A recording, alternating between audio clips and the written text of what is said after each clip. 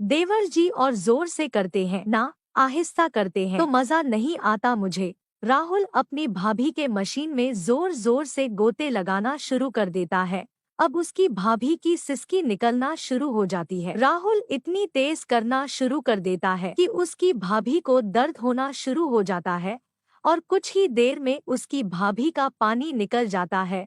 वह कहती है, राहुल छोड़ो ना, अब बहुत दर्द हो रहा है, तुम्हारा कब निकलेगा। राहुल की भाभी चिल्ला रही थी, लेकिन राहुल पूरे 20 मिनट के बाद शांत होता है। दोनों जब शांत होते हैं तब राहुल की भाभी बोली, राहुल अब हमारे बीच 1 महीना तक कुछ नहीं होगा। राहुल कहता है, क्यों भाभी, ऐसा क्यों कह रही हो। वह बोलती है, मेरी बड़ी बहन आने वाली है, कल ही यहाँ आ जाएगी। मेरी भाभी की बड़ी बहन का नाम सौम्या है। उसके पति 1 साल पहले ही कार दुर्घटना में मौत हो चुकी है। राहुल जब यह बात अपनी भाभी के मुंह से सुनता है कि वह आने वाली है तो वह बहुत खुश हो जाता है। सुबह के 9 बजे उसकी भाभी की बहन आ जाती है। राहुल जब सौम्या को देखता है तो देखता ही रह जाता है। उसका खड़ा होने लगता है। उसका बदन मस्त रसीला लग रहा था। सौम्या को घर पर आए 2 दिन हो जाता है। अब राहुल को बर्दाश्त नहीं हो रहा था। राहुल अपने कमरे से बाहर निकलता है और सौम्या को खोजने लगता है।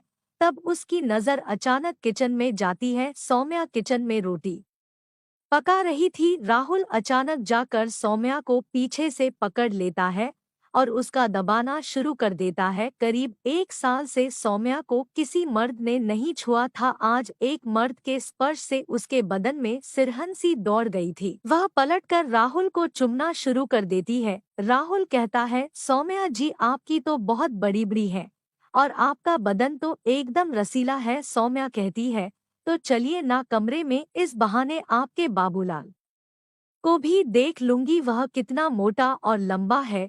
राहुल सौम्या को अपने गोद में उठाता है और अपने कमरे में लेकर चलता है। कमरे में पहले ही सौम्या राहुल के कपड़े उतार देती और उसके बाबूलाल को अपने मुंह में भरकर चूसना शुरू कर देती है। कुछ ही देर में बाबूलाल खड़ा हो जाता है।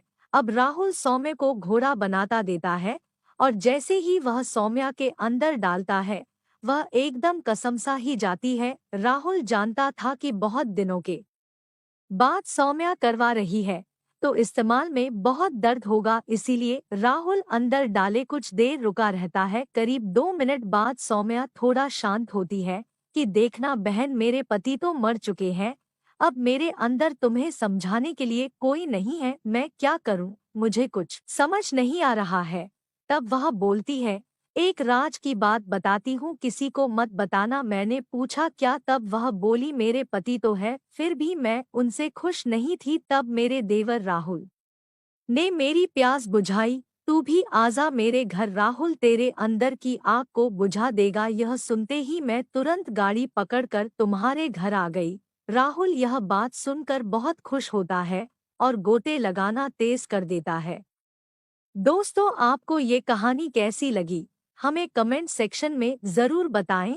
वीडियो को लाइक कर दीजिए। इसी तरह की कहानियाँ रोज़ाना देखने के लिए चैनल को सब्सक्राइब करके घंटी के बटन को दबाकर ऑल पर सेट कर लीजिए ताकि आने वाली वीडियो का नोटिफिकेशन आपके पास सबसे पहले पहुँचे। मैं मिलती हूँ आपसे अगली वीडियो में, तब तक के लिए धन्यवाद।